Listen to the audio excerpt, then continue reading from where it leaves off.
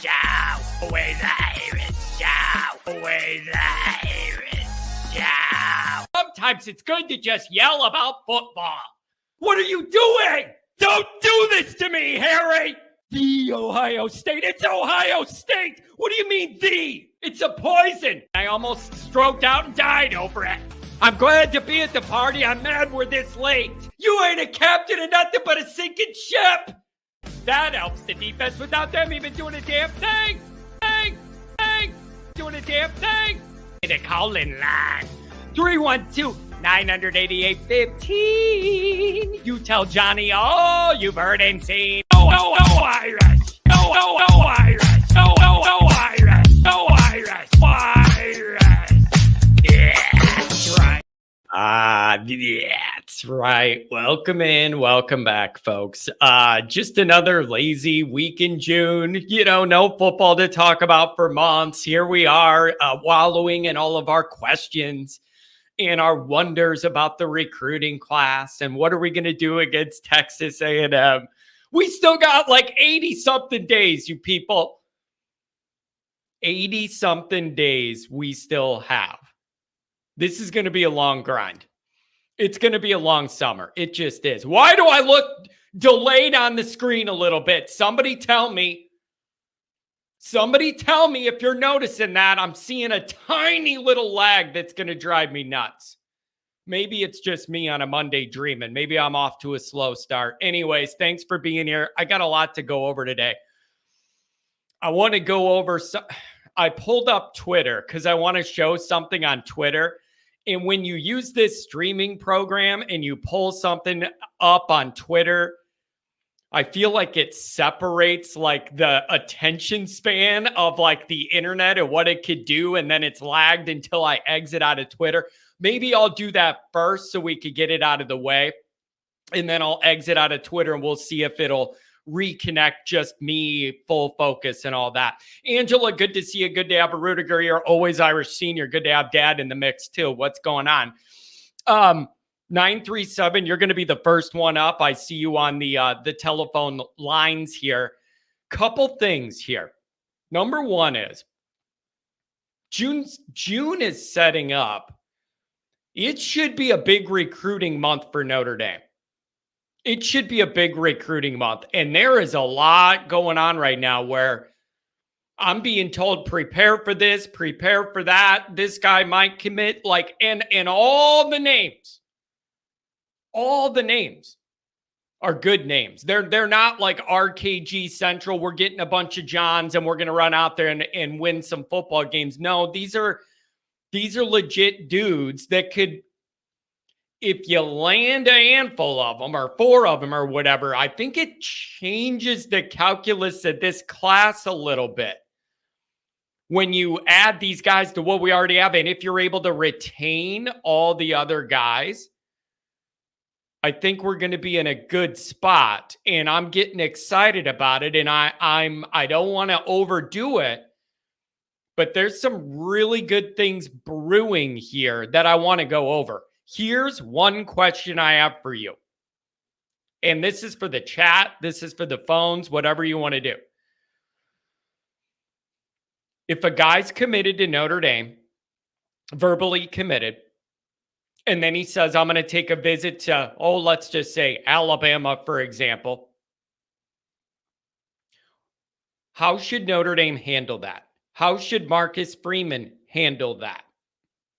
It's a very interesting question and a real one and something Notre Dame's dealing with. And I want to know how you're going to react to this. You really got to think it out. I'm serious. Think it out. Your initial reaction might be, if you're committed to us, but you're looking, you ain't really committed, then we're looking too, whatever. But are you willing to kick some of the best guys out of your recruiting class because they're interested in hearing what a football factory, a great program has to offer?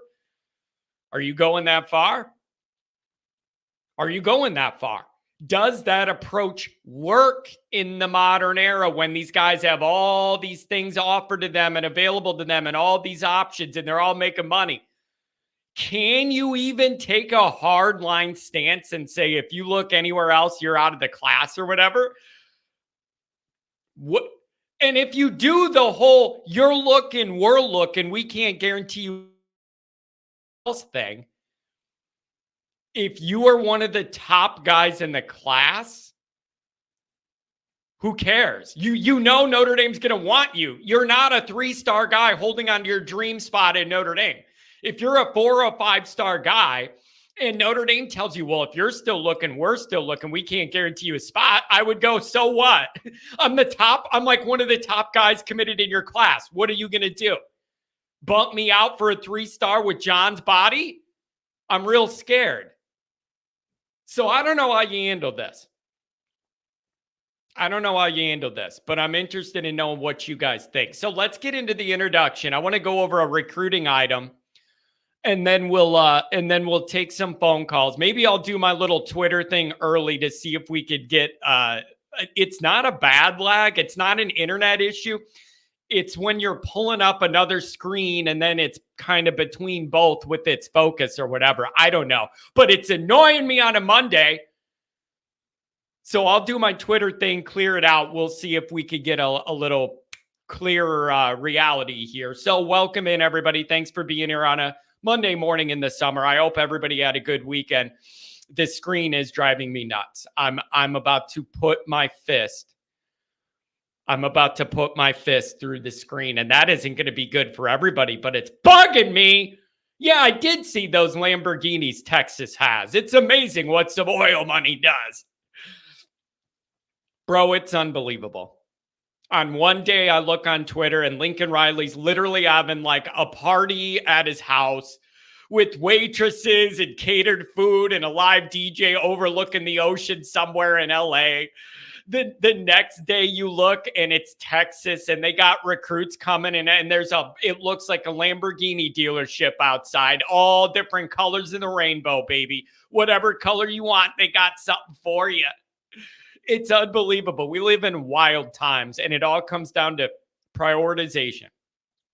I believe a lot of those are leased, I think, for the duration of their NIL deal with however they got that connection, P-Dub. I think that's a lease situation, which, again, you could argue is a short-term gain. You don't even get to keep it.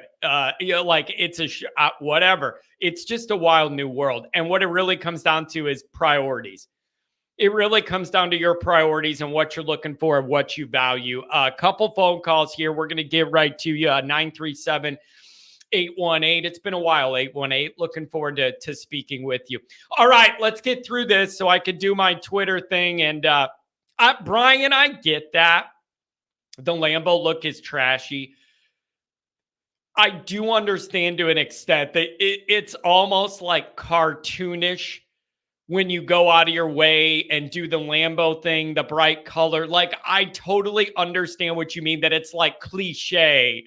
Like, whatever you think of Andrew Tate, that's kind of the vibe, right? Like, the Lambo, you made it, right? Like, all I got to do is lean on this Lambo and my whole life is made. And I made every statement I need to make about who I am just by the color of this car I'm driving.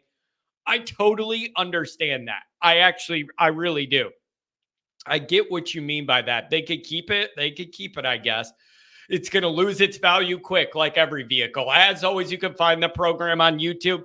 You could hit subscribe if you haven't yet. I'd appreciate it very much. Give the video a thumbs up. We did a 2-hour and 5-minute stream like Friday, one of those days, and it had like 34 likes. We had like 100 and something people in here.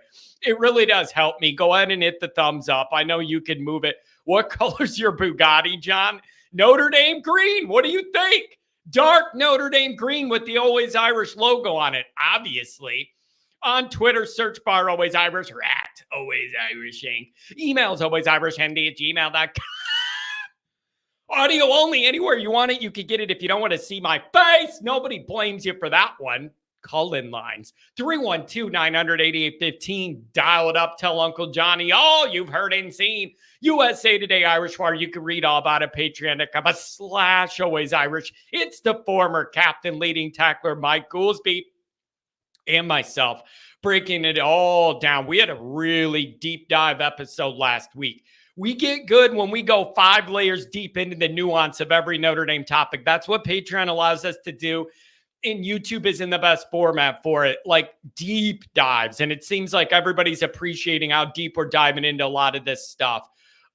So it's really fun over there. And in the summer, you have freedom. You could do whatever you want. You're not limited by the games coming on. You got to worry about that. We could do whatever we want. It's a really, really nice thing. So, oh boy. All right, let's do a couple chats here. There's a couple interesting ones. Callers, hang in there. I'll do my little Twitter thing and then I'll go to you. C. Jones, who? What's that, Kirk? The final from College Station. Notre Dame 31, A&M 13. College Football Nation, be on alert. The Irish are back. Oh, baby.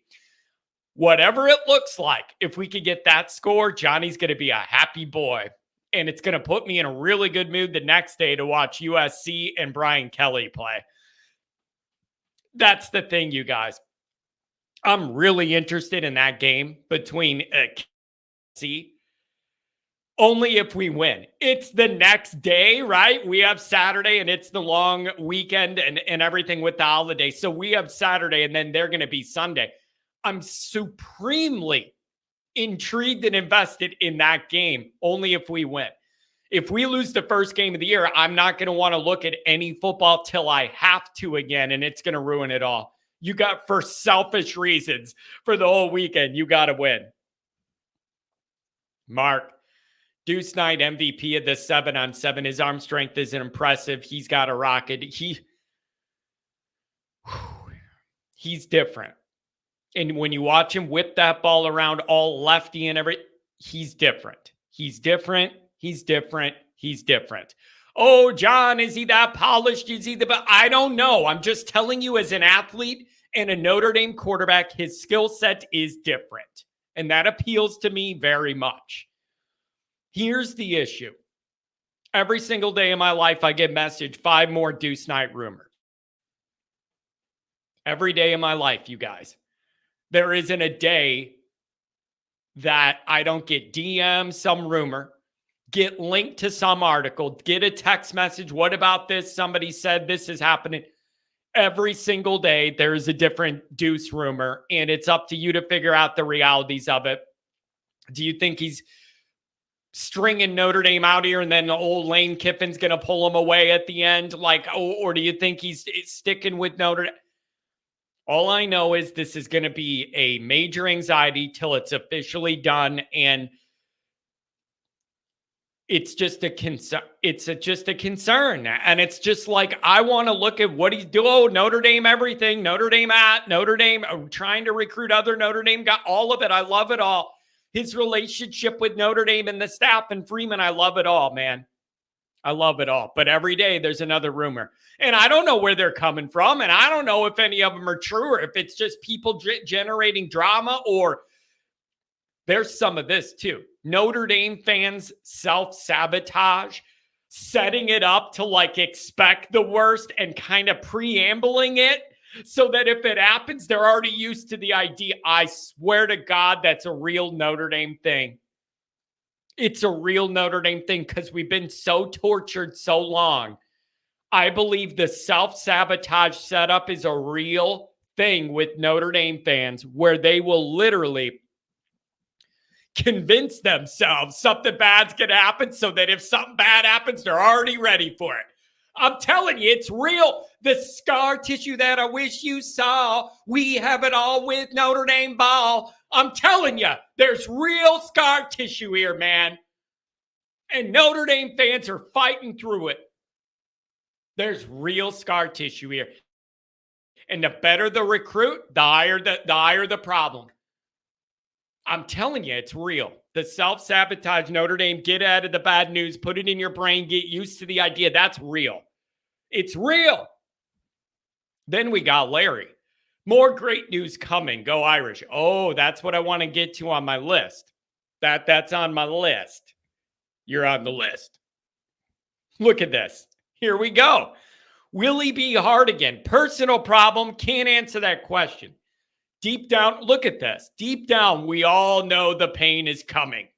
Be prepared to have your Irish hearts torn out once again on the national stage. I will never give in to my hype again until something real is won. Will he? You ain't alone. You are not alone in that. There are a lot of Notre Dame fans that fit right into that. You get stretched out with the misery so long in so many different ways on the altar by yourself at a recruiting thing, or every big game moment seems to be the bigger the moment, the more painful the fall for Notre Dame. I totally understand it. But deep down in your Notre Dame soul, you have that little speck of hope. You have that little, in the back of your mind, in the back of your heart, you have that little piece of you that still holds on to that Notre Dame hope that it'll turn around, and one of these times it'll all line up our way. I know you have that, or you wouldn't be here. But I totally understand emotionally protecting yourself. I really do. So I don't know. Nikki Dean loves to be heard and seen. Okay, I believe we could win a playoff game, maybe 2 this year, but we have to build this program up in the new era. They're trying. And if the rest of this 25 class fills out the way people wanted to and they're talking about, that's a really upgrade in talent big time. But you got to land this 4 or 5, whatever it is, those guys left and the names being talked about. You got to get them. These are all 4-star plus dudes. This is not filling out the rest of the year. We got 4 recruiting spots left.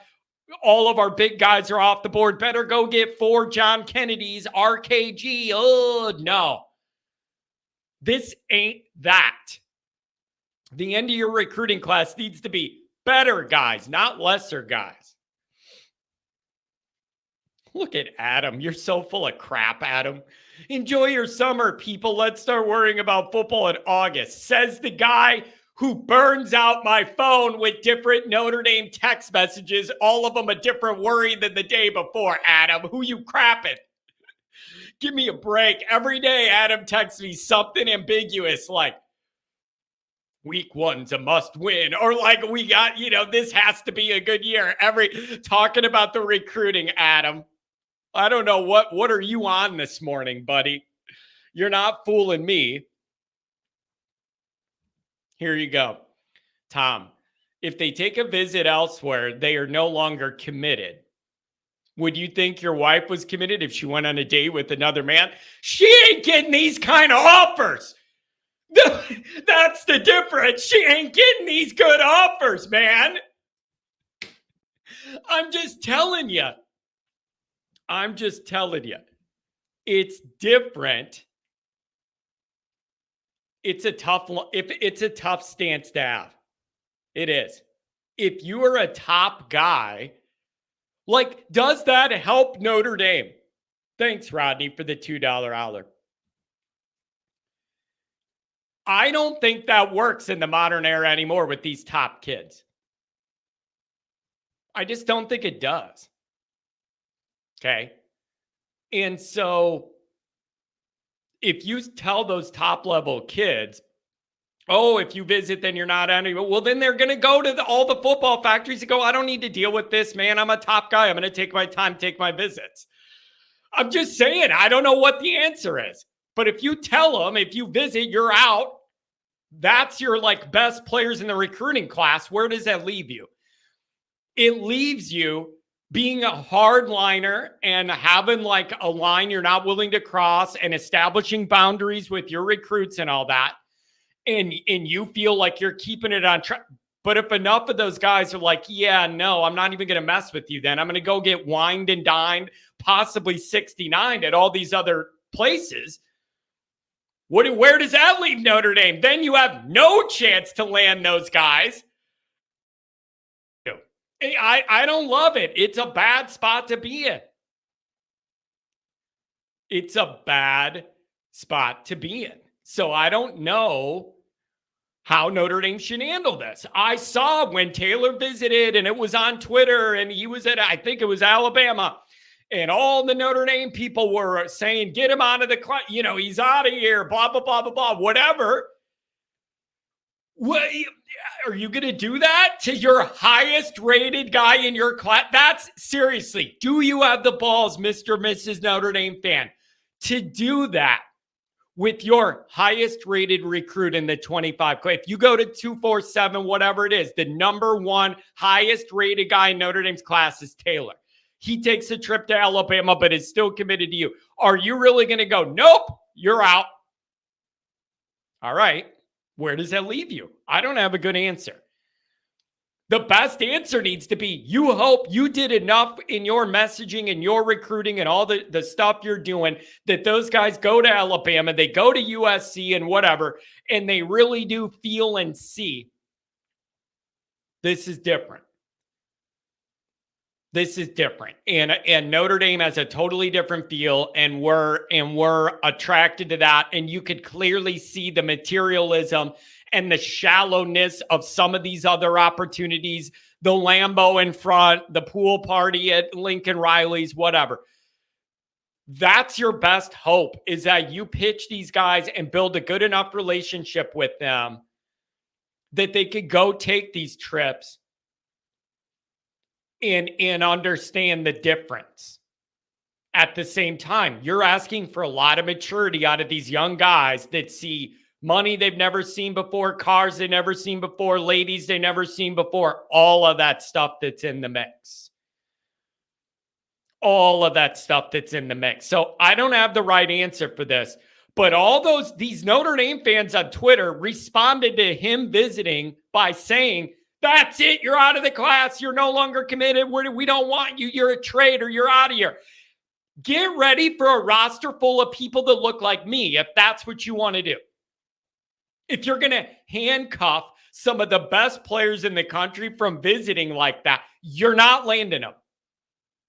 You're just not. You could say it's the moral thing to do and Notre Dame needs to respect its interests and blah, blah, blah, blah, blah. Fine. But again, people's answer to this is you need to tell the kid, if you're not truly committed to us, we're not truly committed to you. Your spot's not guaranteed now. The highest rated guy in your class is not worried about that. They know damn well you will take them if they want to go there. That threat means nothing when it's one of the top guys in your class because they know you would take them. So I totally understand that this rubs people the wrong way. I totally understand that people want it to be you're all in or you're all out. Here's the other thing you guys got to get. Here's the other thing you got to understand, and this is hard for me. I really do struggle with it. We're going to go to the phones. Everybody who's on hold, hang with me. It was a weekend. I got a lot rattling around in my brain. I got to get out on a Monday morning. Also, it seems like the internet issue's fixed. I'm back to 100%. I could tell just by the way I look. Woof, Buzz's girlfriend, right? You're just not. I just don't think you're going to land any guys if you go the hard way. You're not. And here's what Notre Dame fans do not realize. I didn't realize it. Okay? Not all these people grow up the way we do, loving Notre Dame. You got to understand that. It is so hard for me. It's hard for someone like me to not think I would do anything I can to be at Notre Dame. Notre Dame is everything to my family, all of our values, all of our religion, our heritage. It's all wrapped in the Notre Dame-iness and Notre Dame. We all want Notre Dame. No. Okay. It's really easy to forget. A lot of these guys don't have that relationship with Notre Dame. They don't have that built-in love and default towards Notre Dame-iness that most of us have in our family, and it's been ingrained in us our whole life. We couldn't imagine anything other than wanting to be at Notre Dame, and it's the most perfect place, even though the weather sucks and the town's boring. Like, whatever you want to say. It ain't like that. A lot of those Florida kids don't even know where Notre Dame is on a map. It's just not on their radar. So you got to understand that. And it's hard for me. And I got to remind myself, man, a lot of these people, they don't love Notre Dame that way we do. So you get it's a different kind of relationship, a different kind of sell job you got to do for those guys. It just is. So when you start winning natties, then you could be more hardcore in recruiting. Yeah, but Philip, now you got a chicken and the egg scenario. It's the ultimate Notre Dame scenario. You got a chicken and the egg scenario. You're saying when you start winning natties, you could be more hardcore in recruiting. But how do you get to the point where you're winning those things that matter? Great players, good recruiting, right? Now we're in the ultimate Notre Dame chicken and the egg. We've said forever. We said with Kelly, if you win enough, recruiting gets a lot easier and it kind of sells itself. If you have the Notre Dame branding and you're winning elitely, that could sell itself. But you got to win elitely. So how do you get there without the best players you're trying to get? Total chicken and the egg type deal. Obviously, if Notre Dame wins big, it gets easier in recruiting. The only way you win big is with a roster full of really good players. And we haven't been able to fill out a roster with enough of them to get over that hump or be consistent with it, where it's more than like one good night and then 3 off nights, whatever. So I don't know, man. I don't know. All right, let me see if I could show this on Twitter real quick, and then we're going to go to the calls. I'm going to have you watch 2 short, if this works, 2 short little clips. And I just want to see what you guys think. And they are relating directly to our opponent here week 1. Let's take a look. Pass it back. Hump it, eggs. Hump it, eggs. 1, 2, 3. Hey!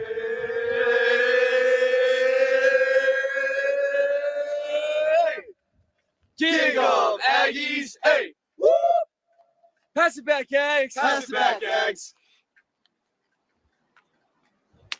Hump it, eggs. Hump it, eggs. 1, 2, 3. A-G-G-I-E-S. A-G-G-I-E-S. Hey.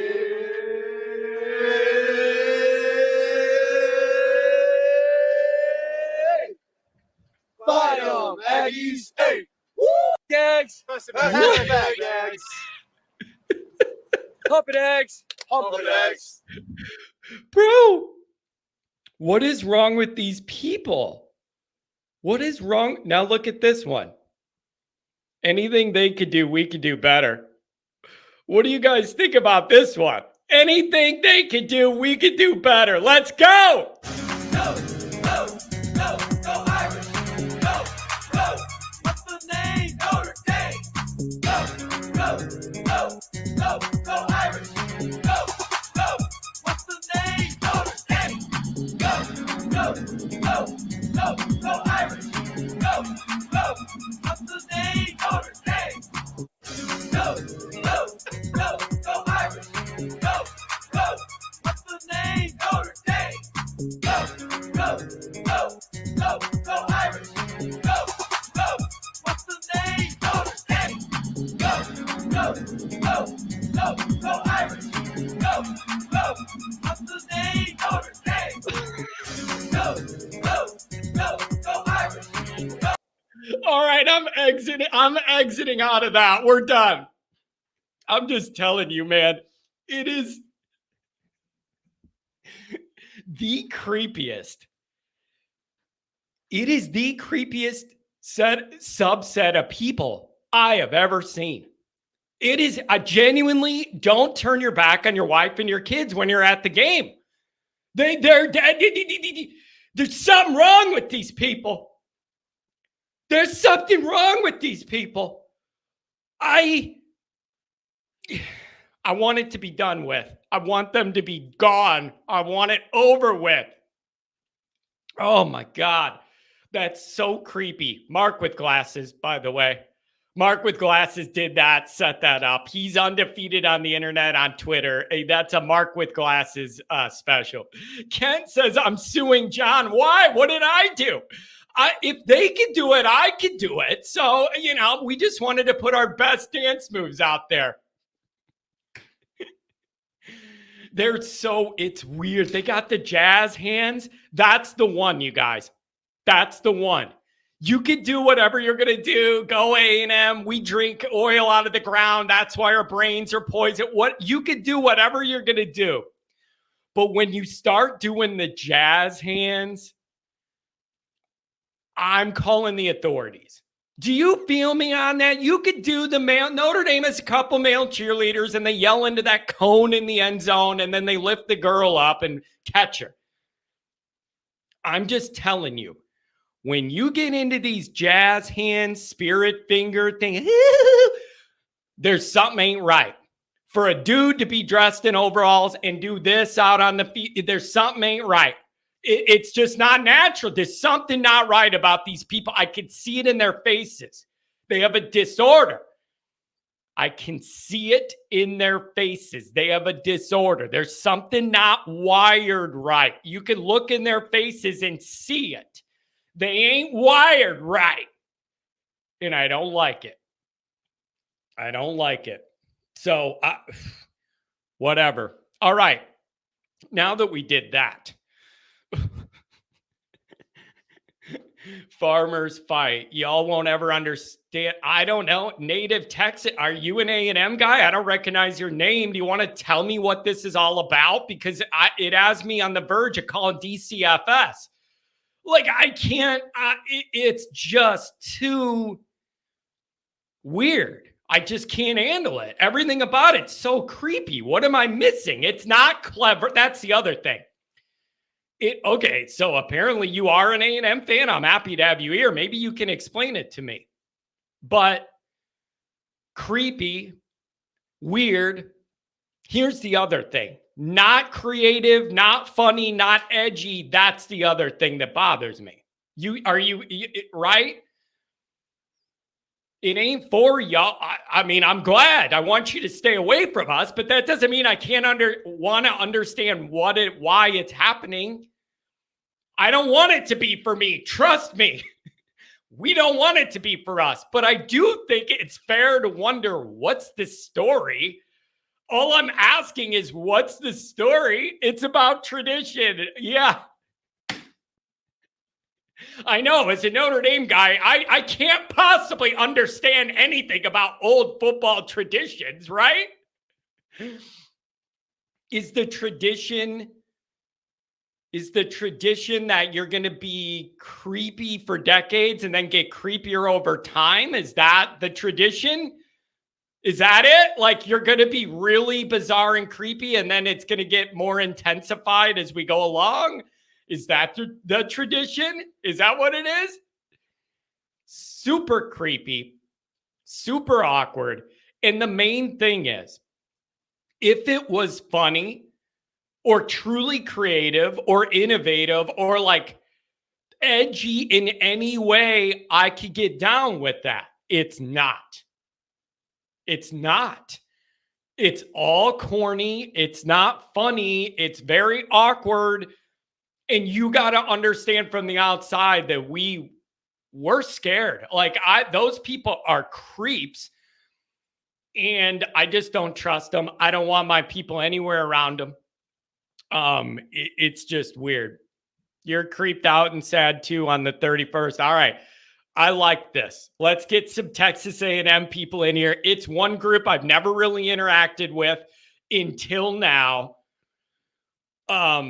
And I'm already starting to regret it. We're 80 days away from the game, and I'm already like, bro,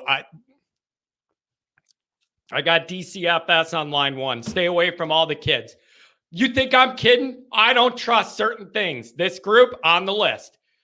This group on the list. I got DCFS on line 1, man. Stay away from the youth. I don't trust you. Too creepy. Oh my God. All right.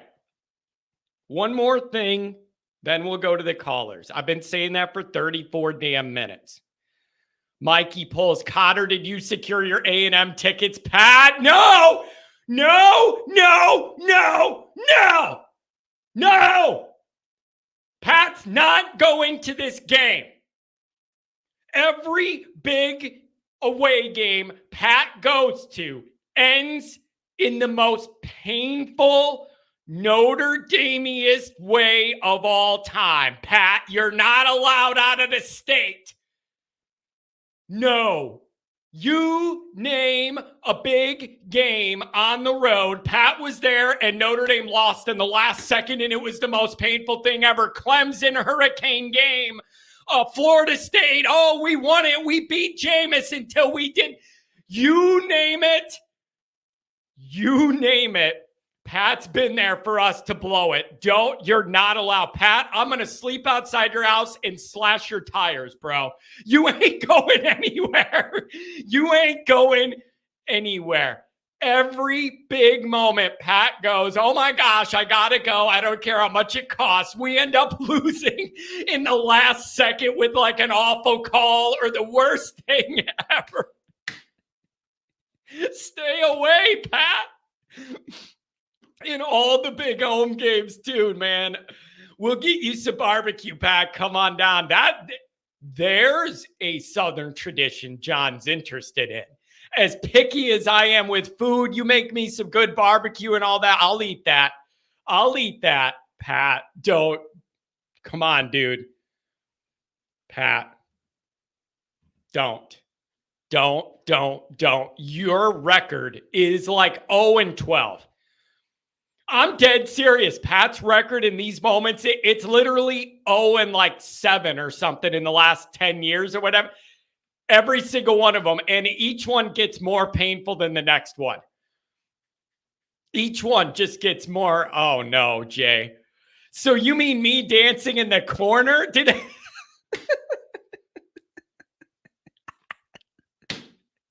I couldn't help it. I think he's talking about me in the corner, but I saw those dance moves and I just had to do a little Monday shuffle here.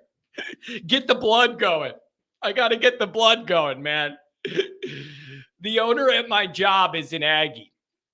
There's some real weird freaking people. All right. I'm all about traditions. It's just, I want to understand the tradition. And I want to understand how the tradition is wearing overalls and saying and doing really corny, not funny, not creative things. I don't understand the tradition part. I don't get it. I'll eat some barbecue. You guys, I know I'm a picky eater. I'll eat me some damn barbecue. I got nothing wrong with that. I think a tailgate down there would be fun. Just keep those stupid... I would be in the parking lot drinking my Miller Lite, and I'd just keep turning around, looking, expecting all those guys in overalls to be ganging up on me for coming from around the corner. And they all run out to attack you, and their arms are waving. I don't know. John's favorite barbecue is chicken tenders with barbecue sauce. Yeah, that's a staple of my diet. How do you think you get this frame? That has been a staple of my diet for like 20 years. Regular chicken tenders dipped in barbecue sauce. You can't go wrong. Rarely can those hit you the wrong way and you're in the crapper the whole afternoon. Like, it's a safe thing to eat. And yes, that's a consideration I make whenever I eat a meal, especially if I'm going to be out in public. You got to think of these things. The Gig'em comes from the TCU rivalry. Gig'em frogs. This is getting weird. The swaying in the stands comes from the Texas rivalry. It means sawing them off. Okay, I get that. Back and forth, sawing. Like, I can kind of get that if you're doing that, I guess. What about when they make like those jokes and do that weird thing? Is it the night before where it's like a stand-up routine for a guy in overalls, and it's creepy. And I'm saying that as a guy that worked for the Catholic Church for 12 years. I'm an expert on creepy. 12 years I worked for the Catholic Church. Now, creepy stuff more than I do. That's why this is registering to me.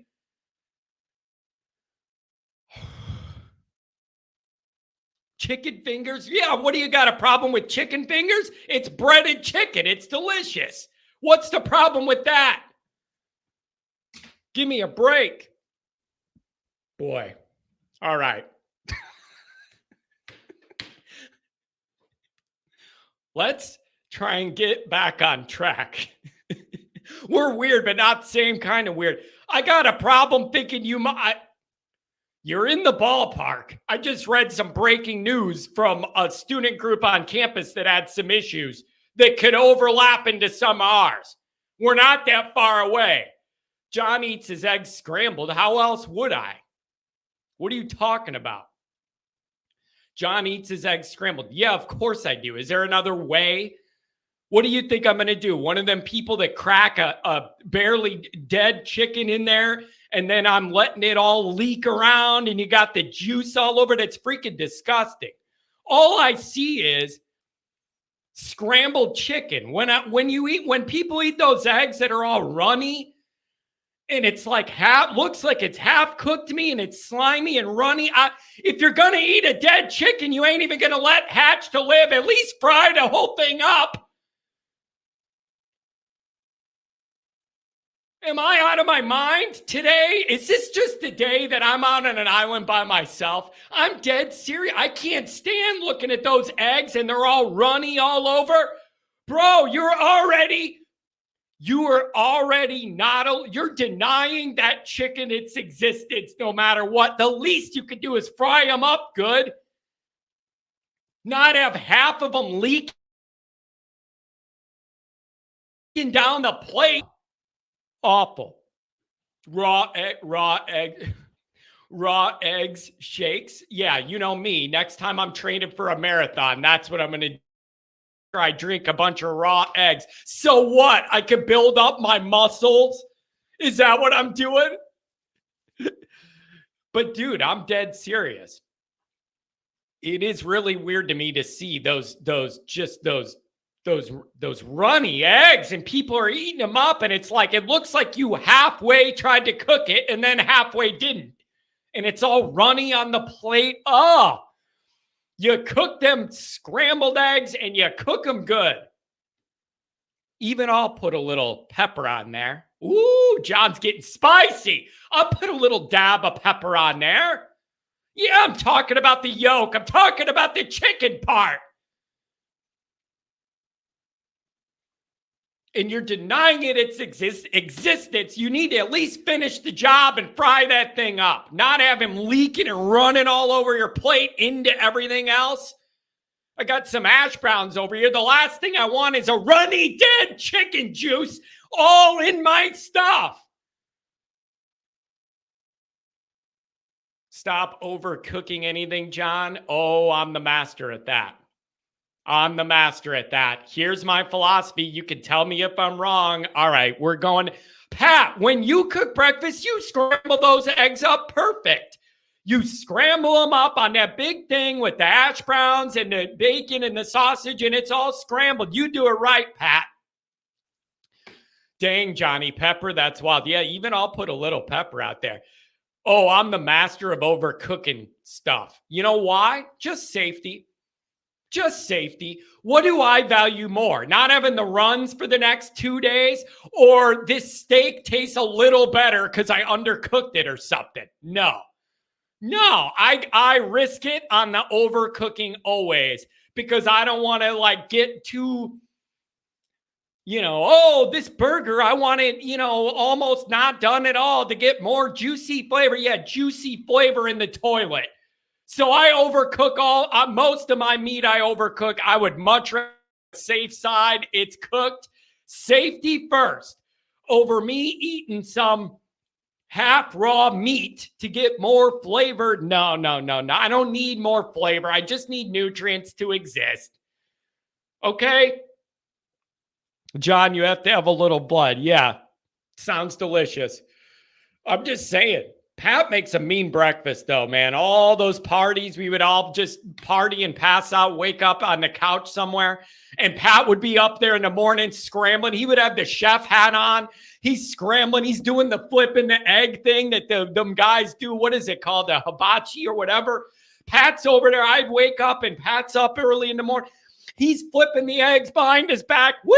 360. He's doing all these tricks. He's frying up all food. It was amazing, man. Pat's a hell of a chef with the breakfast foods. All right. This show's way off the rails. Beautiful start for a Monday. 2 super chats, then the phone calls. Pilney, $25 holler. 87, Texas A&M assaulted Tim Brown. Ripped his towel off him. Should have received an unsportsmanlike conduct, but they got away with it. Brown was ejected for getting it back. Biased refs. You know what?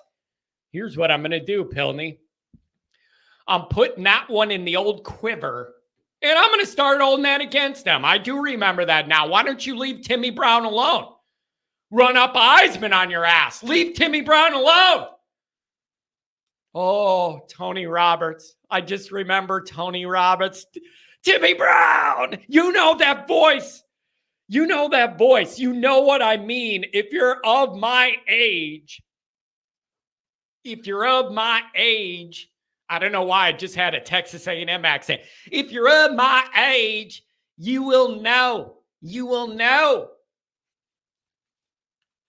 that voice when you hear it. Touchdown, Timmy Brown. We're talking about 87. Yeah, I'm trying to find something good in my life. Let me go back to when I was 3, okay? You got to rub it in. Stop pump faking. You talking about 87? Yeah, it's about all I got left. I'm remembering the good old days when I was running around in a diaper and was 3. Oh, the glory days. Beautiful. Unbelievable. Tony Roberts had them damn pipes. Oh, God, it was so genuine and you just felt it. When Tony let one rip, you felt it in your soul. Oh, it's such a beautiful thing. Touchdown, Notre Dame. Just the voice. Oh, I can hear it. Oh, I'm picturing being in like the locker room in the little corridor, going, hitting the sign and going in that whole moment between the corridor, between the locker room and turning the corner down the steps to the sign. And I just hear like the Tony Roberts just echoing in the rafters in there. And my man, Frank, I could just feel those guys in there. I do surf and turf the first Monday of every month. Well, what do you work at Red Lobster on the weekend or what, Pat? How do you got time to do all this? Huh? You working at Red Lobster? By the way, bankruptcy, man. Bankruptcy there. They're in trouble. God, I mean, they probably have to shut down all of their operations, man. Red Lobster losing money, losing all sorts of money. And you know what? I kind of understand it because I walk into Red Lobster and the first thing I see is a nasty ass fish tank with more algae than the bottom of the Mississippi River. And they're like, oh, do you want this one? Bro, not a good image. When I walk in the Red Lobster, it's got a damn cage. And it's like got film on the and it looks gross. And then they're like, oh, do you want this? Bro, no, I don't. And that looks gross. No, I don't want that. You got chicken tenders? Because I ain't eating whatever's climbing around in this tank of skank. I ain't doing that.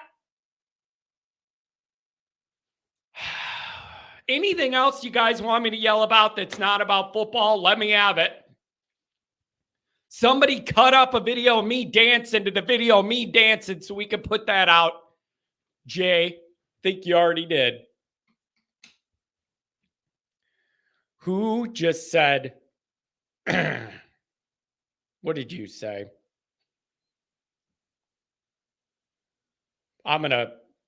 Dude, you have problems.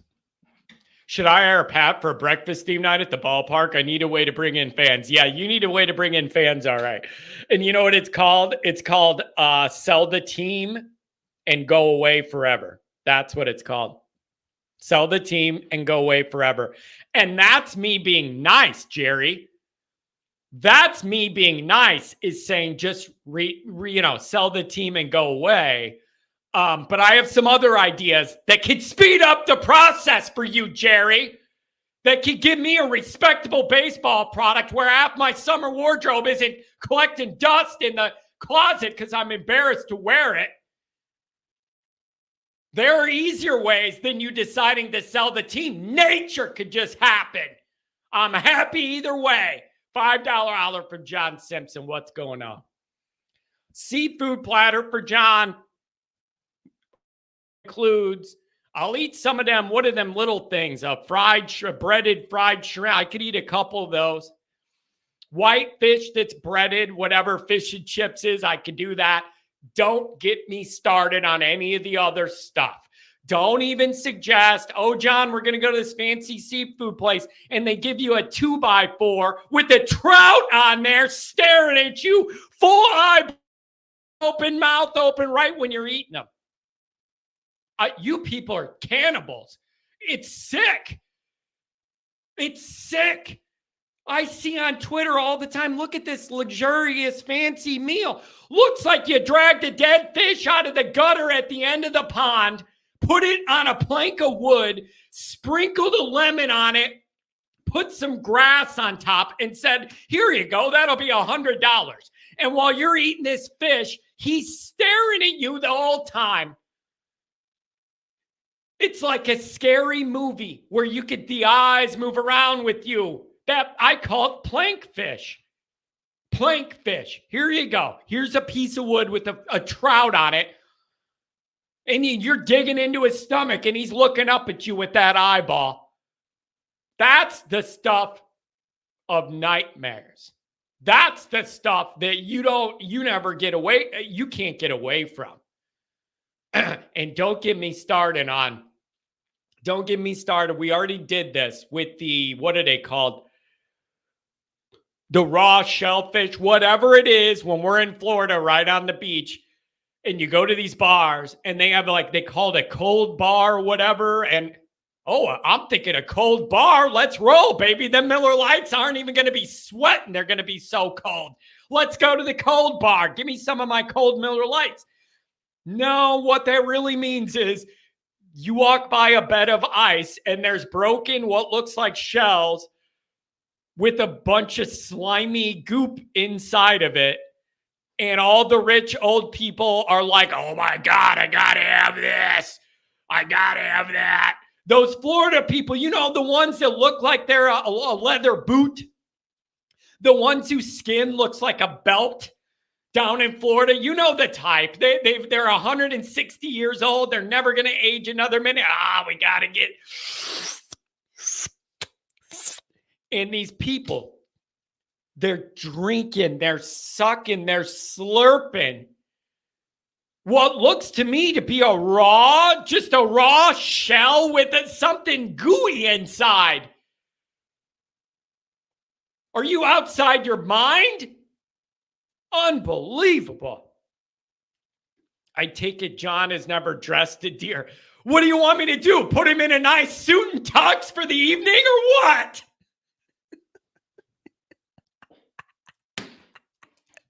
What do you mean, have I ever dressed a deer? Well, today, Bucky, you're going to put on your Notre Dame vest and run through the woods. Hell no, I never dressed a deer. Do I look like the type of guy that's going to hunt a deer and then dig everything out? Oh, there's his intestines. Let's make a necklace out of that. Bro, no. The only thing I've had is I like deer jerky. I got a buddy who harvests some cook. He's got the machine, and he delivers bags of it. And it's deer jerky, and it's really, really legitimately good. But yeah, you really think I'm out there Rambo style with my bow and arrow hunting deer and then cutting all their innards out? Bro, I got other things to do.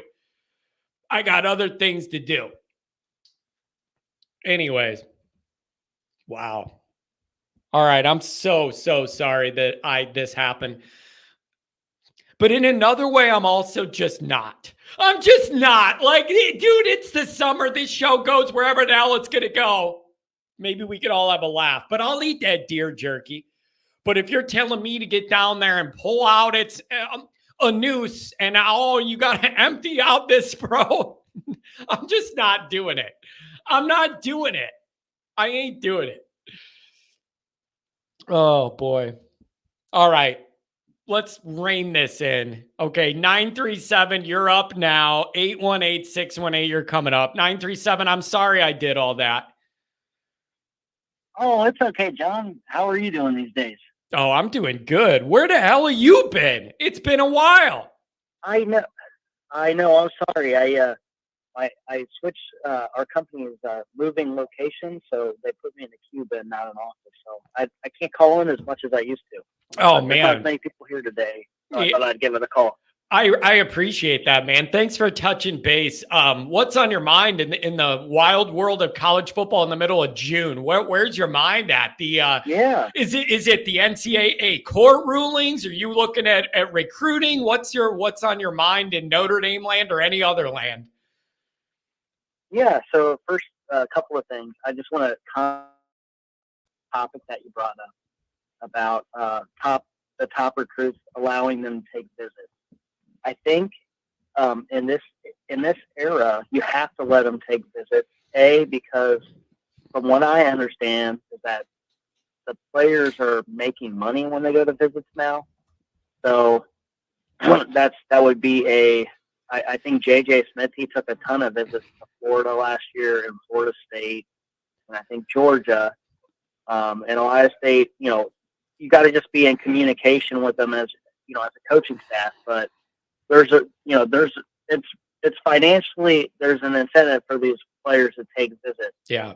But there's also another reason, and I think this reason is actually more important for the university, and I'm including everybody. That with the way that you can transfer now, and with how coaches change, left and right, these players are looking for, like, a lot of times they're looking for their second option. Oh, man. Wild angle. That's a modern angle. That's a modern angle of, like, if I need to do something, I want to be comfortable and know right away what I want to do. That's interesting. Yeah, it's already helped us with a couple of players that didn't come to Ohio State as their first option, but as their second option, they decided to pull the trigger and come here as a transfer. So, yeah, I think that's a big deal, and I think that could be a big deal for any school, honestly. Yeah, I just so you don't want to burn any bridges. Yeah, and the most common, like, Notre Dame response I see when these tweets come out about one of our guys doing this is, you're not in and you're out, and if you're looking, we're looking. I don't think that works with the top end guys, because they know they're like one of the top guys in your class, and you're going to take them if they want to be there. So that threat doesn't really work. I think you just got to make your pitch and hope that the kid and the family understands why what you shared with them is a different path, and hope it holds. There's no good solution to this right now. Everybody doesn't like it. Like, it makes you uncomfortable. It's just, I don't know how you work around this. It's very uncomfortable, but there's not a good solution. If you tell them, if you're looking around, you're out, guess what, Notre Dame? You're not getting any 4 or 5 star guys anymore, because those guys have options. And you tell them they can't even explore, they're going to go screw you, Notre Dame. And then you're not landing anybody. So is that the path? And then we'll just have a 90-man roster full of Johns, and we'll go out there and get our heads kicked in, and then we'll all be mad at that. There's no easy way here. Yeah, I think the thing that will fix this is probably going to happen next year with the playoff now kind of dominating in December. I think the coaches are really pushing for a commitment, the letter of intent commitment date to be moved up to, like, the end of the summer. So I think that's going to happen next year. So if that happens, then that will kind of help out with this whole issue of guys visiting or not visiting. I thought that was pretty interesting. Also, I saw the Texas Twitter. I had to be honest, I'm a parent of 3 kids, and if I walked into a school because my kid's a football player and that's what they're promoting, it just feels like everything's other than football. walking into walking into Texas. It's like I don't know if that's what I would want to send my kid to. Like, so I understand, like, yeah, you're gonna make money, but you're gonna push kind of like I don't know. It just doesn't seem like that's the type of player that I would want on my team. I know that I don't know. It just doesn't seem right to me. Yeah. It's just, dude, and here's the other thing, man. You've been around here long enough to know I take weird things very, very personally. I take little football things that shouldn't bother anyone. And I find a way to take them personal and turn it into like a crusade. And this is one of them, man. The A&M overall gang is just going to be on the list. And I have all summer to make it a target. And then I want it to go away and never deal with it again. But the ultimate, hide your kids, hide your wife. Like, I'm telling you, I don't trust these people, man. I just don't. Yeah.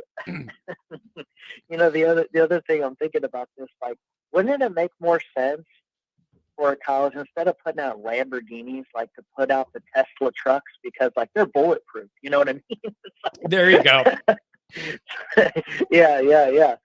So I was thinking about that, but and then also real quick, this will get your giddiness up. I was looking at the recruiting rankings. I know I sent you a Twitter, yesterday, but I thought this was kind of funny, just saying this morning. But Michigan is below Vanderbilt right now in the ranking. They're number 51. Telling you, I looked at it. That makes me happy, dude. I looked at it yesterday too, and I really don't understand. I mean, I see some Michigan people being like, I don't understand how we won a title and now we can't get a good recruiting boom off it. I don't understand. You don't understand because you're choosing to not understand, because you're in a different cult than the A&M cult. That's why you don't understand. Yeah. You don't understand why a bunch of players wouldn't want to come there and then maybe not be allowed to be a part of the new exciting playoff because of all the stuff the previous people did. You mean you really can't understand why that would be a concern for these players and families? I don't think that's that big of a thing. Like, that's how they're acting, is like, I can't understand. We're not getting this big boom of recruiting. What do you mean you can't understand? You may not be eligible for the playoff. Who wants to sign up for that? Especially guys who didn't get the benefit of everything you did the last few years. They're only signing up to get the bad part. So it makes perfect sense to me, and I love it. And if we're doing this show cause Jim Harbaugh knew you can never go back to college football, whatever, you got to explain to me how Sharon Moore's not on that list too. There is no chance on planet Earth and in the outer galaxies that guy didn't know every single thing going on and was a part of it and okay with it. And now we're acting like he's the innocent guy that's got to save the ship from drowning. No, he needs to get the show cause too, because I know that he knew.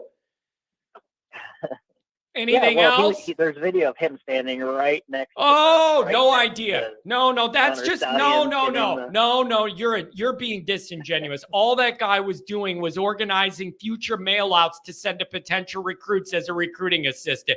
You got it all wrong. That 8-inch binder, it was all of the addresses to mail postcards that say we want you to take a visit here. You're being disingenuous here, man. They do it all clean there. I know you talk about the Michigan, the intellectual problem that they have, but some of their fans must be smart, because I don't know if you've heard about this, but have you ever heard of the store, the M Den? I guess it's kind of like, the Notre Dame bookstore, but there's several of them around the Ann Arbor and Detroit area. But apparently they have a ton of bills they have to pay. They might have to file bankruptcy because nobody's buying their national championship gear. Wow. They literally have books of the national Yeah, look it up. This will bring you joy.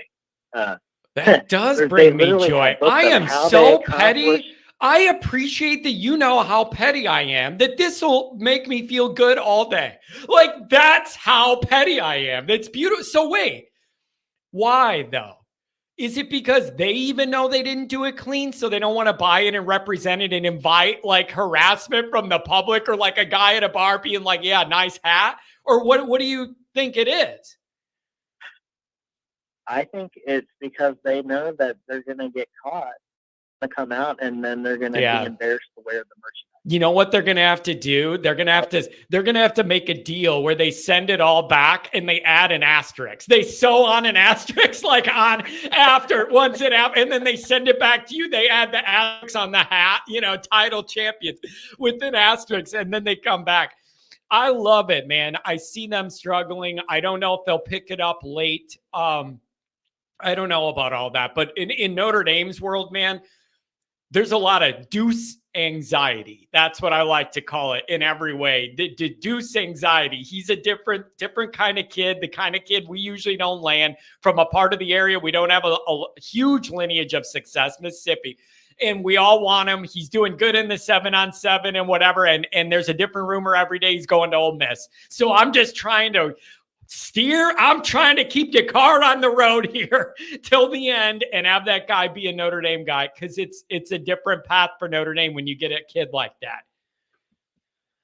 Yeah, he definitely looks like the real deal. It'll be interesting to see how everything works. What I think is also interesting is that Brian Kelly's got the number 1 kid out of Michigan. I mean, if Deuce ever did leave, maybe you could make a play for him, because I think he would be open to looking, because he was open for a lot of the northern schools, but besides Michigan. But Ohio State has their quarterback already. Notre Dame already had their quarterback, so it'll be interesting.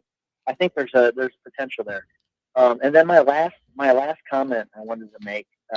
I was listening. This was like a week ago. I was listening to you guys, and you brought it up about Colin Cowherd talking about USC and not playing Notre Dame anymore. Yeah. Colin Cowherd, though, the one thing about him, he didn't come up with he didn't bring the solution. The solution is for Notre Dame to join the Big Ten. Then you don't have to worry about that. Yep. So, yeah, I thought that, his analysis was kind of. He's not wrong with what he's saying. Like especially this year, you open up with LSU and you close with Notre Dame, and then you have the Big Ten schedule in the middle. They don't need Notre Dame. My problem is just how quickly he threw all that history away. Like, we have a shiny new playoff. It's going to be fun. 100 years of history. Throw it down the crapper. We all move on. It never happened. It didn't mean anything. I struggle with that, man. Like, I that's why I love college football, is all that tradition and all those battles. The ease with which he just threw it away for the shiny new toy rubs me the wrong way. But Colin lives in his own bubble, in his fancy media empire world, and in Hollyweird, and I don't expect him to think the way I do. Yeah. I agree with you. I think you can't throw it away, but you got to figure out a way to preserve that game. I think, and it's called Notre Dame in the Big Ten. Where both teams it's called Notre Dame in the Big Ten. That's how you preserve that game. And then everybody's happy. Most people are happy. Yeah, but like, that's where, doesn't it look like ultimately down the road, that's where this is all heading one way or another? It's just a matter of amount of years and the money and everything going on. Every arrow points Notre Dame to the Big Ten. Hold out as long as you can, but I just feel like every arrow kind of points that way. I hope I'm wrong. I want to be Indy. I'm just telling you, it looks like that's where we might be headed, but I don't know when. What happens if the ACC folds? What happens if the ACC folds and you're the best couple teams, brands there, move out of there? Then what happens? Where's Notre Dame go for all those other teams in the Olympic sports? What are you going to do then? Like, there's a lot of things that can move here. Exactly. I do think in the end, I don't know how long. I'm thinking within 10 years, but it's going to happen. I don't know. We'll see, man. Okay, well, I will let you go, John. It's good touching base with you. I did wonder if your schedule will change or whatever, or maybe I just thought off season you take a break from getting into all this stuff. I really appreciate you touching base, man. Hope you keep having a good summer. You too. Keep having a good summer. Talk to you soon. Have a good one. Nice guy. I like guys that call from their work office. Those are my favorite. I had that one guy in Manhattan. The guy was in New York, and I think he's like a stock guy or whatever. And he's in New York, and he's in like Manhattan, and he's like, "Oh, John, I signed out." He said last year he signed out like the conference room, like you have to sign for one of the meeting rooms or whatever and arrange a time to have like your meeting or whatever. And he started signing them out as conference calls, but it was just him calling me. And then he rented out this whole room at the office just to call me and yell about football. It's a beautiful, beautiful thing. Dr. John, consider this. Maybe relationships are now more important than ever. Advantage Freeman and staff. Doc, specifically with Deuce Knight, having some insight of his relationship behind the scenes with Freeman and the Notre Dame recruiting operation, hearing that about that relationship between Freeman and Deuce specifically, Freeman and Deuce's mother specifically, this feels like a different relationship that's built at a different level. It just needs to be enough. It just needs to be enough to hold on to this so that even if there's temptation for anything Ole Miss can offer or any of that kind of stuff, you got to hope that relationship holds. So I don't know, man. This is going to be a thing until it's not a thing and the guy signs. And here's the other thing. I've said this before. I'm going to say it again. This is more just like with the Ohio State game last year. I said the reason it's such a big deal is it's bigger than one game. That Ohio State result practically and perceptually carried a lot more weight than just one game on the ledger, a win or a loss. It was representative of something much larger, much more inclusive of a lot more things. And that's how I feel about this. If you're able to pull a total prototypical SEC quarterback out of this area, when you got a guy in state in the SEC that's kind of fun to play for, not going to lie, Lane Kiffin, I like his demeanor now. He's one guy in college football I've totally flipped on, used to hate, now love. Used to hate, couldn't stand. Now I think he's good for the game, his personality. It's so anti-SEC-ish. I love his personality now. This would change a lot. It would change that perception. Notre Dame would be forced to take Notre Dame more seriously, look at them differently. If you can pull this one out, it kind of sends out a signal that Notre Dame's changing things here, but you got to get over that finish line. This cannot be Keon Keeley. This cannot be Peyton Bowen. It cannot be, oh, don't worry about it, John. Dante Moore is coming to Notre Dame. He's a silent. You know how many times I heard that when I had anxiety about him and everybody told me, oh, behind the scenes, he's a Notre Dame silent. Don't worry about it. We got this. Oh, he's visiting Oregon. He just likes the ducks. He wants to visit some ducks in a pond. You know, nothing to see here. Don't worry about that Nike money. All of that stuff. And where did it get me? Where did it get me? If you could pull this one out, it is a practical and a perceptual win of the highest magnitude. It's a big deal. It's a big deal. Pull it out. 818, what's going on? Hey, John, how you doing, man? Hour and 15 minutes into the show. I'm Rodney, you know how you never know. Rodney, you never know. You never know, bro. And then when it's summer too, that's the other thing. When it's summer, it isn't as structured as like the day before a game we're going live. We know what we're talking about. Like we don't have that kind of structure. And we went off the rails, and I apologize that you're on hold. No. I was giving you shit, man. That's no big deal. Actually, it was funny. That video that Mark Reclass has put together, I love how he made you taller. Yeah, I mean, Goolsby's like what, 6'3", 6'4", something like that. I don't know. And then Mike Singer, I guess I've never seen him in person, but I guess he's pretty tall too. And then you're like right next to them, and I thought that was funny. You know what, man? I'm just I was just glad that my dance moves were good. That's all, Rodney. I'm just glad the dance moves were good. Yeah. Yeah, man. You guys look good up there, man. Good for you guys getting together and putting that all together, and that choreography. What must have just been. Oh, look at this! That's kind of mean. Look at Pat on a Monday. Somehow Rodney's been on hold so long, he's now the same age as Dr. John.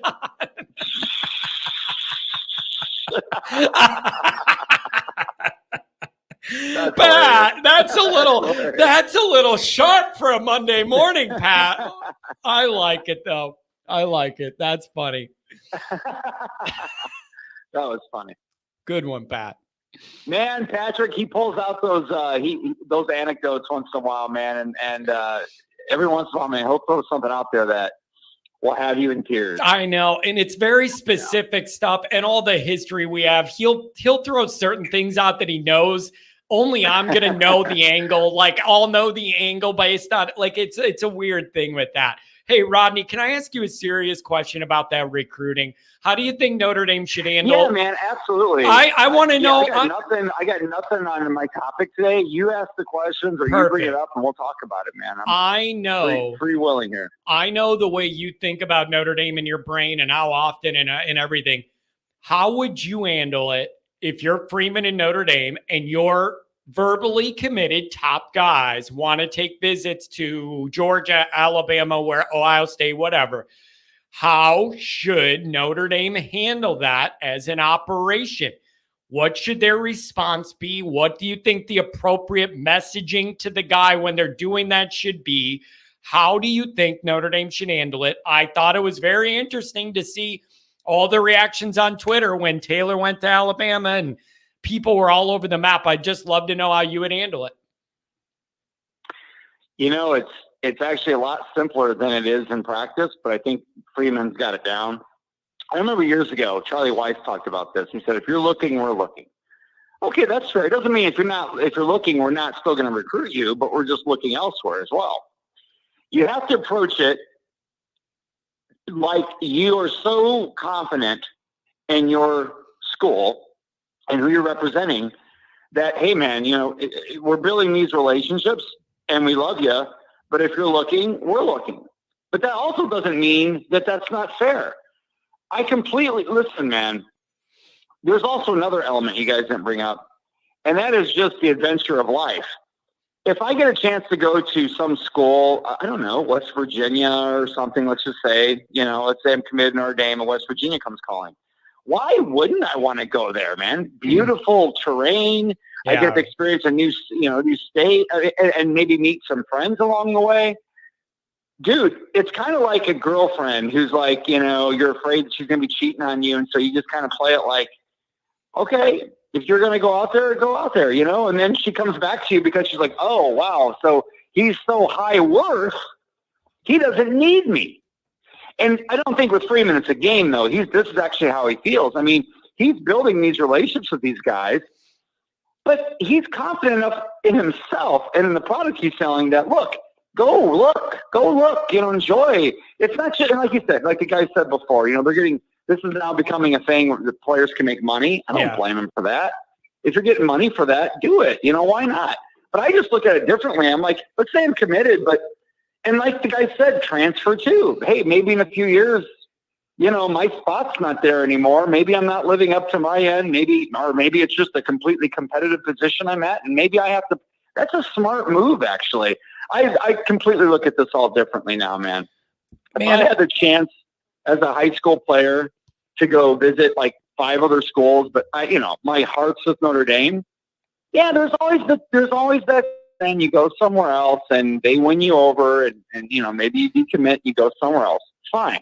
Yeah. But then what that tells me is then that was probably the way it was meant to be then. I mean, I'm just trying to take the fandom out of it and just look at it from just a human perspective. I just think it's good to have choices. And I mean, man, again, seeing the world, seeing the country, in a way. All right. Okay. Now wait though. Yeah. Okay. Let me push back on that. It's certainly good to have options. It's really good as a top end recruit to have all avenues open to you, whatever. No one's saying that it's not good to have those options and all that. Some of the Notre Dame fans would say, don't verbally commit to Notre Dame then. Like, if you're still playing all those options, then don't commit to Notre Dame then. Take all those options. But then other people will say, if you're getting a verbal commitment at this stage, it tells people you're the leader in the clubhouse right now. Like, that's the modern way to look at those verbal commitments before they sign is you're the clubhouse leader right now. It just makes people uncomfortable. We want everybody to love Notre Dame the way we do, and you don't have your eyes on anybody else and you just want to be in Notre Dame land. And a lot of people just don't grow up that way. They're not like me where it's just all Notre Dame all the time and you have no eyes for anybody else. It isn't like that. Yeah, I mean, I understand that end of it, but at the same time, a verbal commitment is a verbal commitment. It's not a signed document, and it's like, that's why I've always said, John, look, most of the guys we recruit that give verbal commitments are going to commit on signing day. I don't know what the percentage breaks down to. I'd love to know, like, over the last 20, I wouldn't even say 20 years because college football's changed so much. I'd say over the last 5 years, I'd like to know what the percentages of those guys who have stayed on. It's pretty high still. I mean, you can still pretty much rest assured that but the guys that are at the high end, the 5 stars, the high 4 stars, those are the ones you're going to lose the most. Let's just be honest, Yeah. If you verbally commit, I get that. If you verbally commit, you're committed.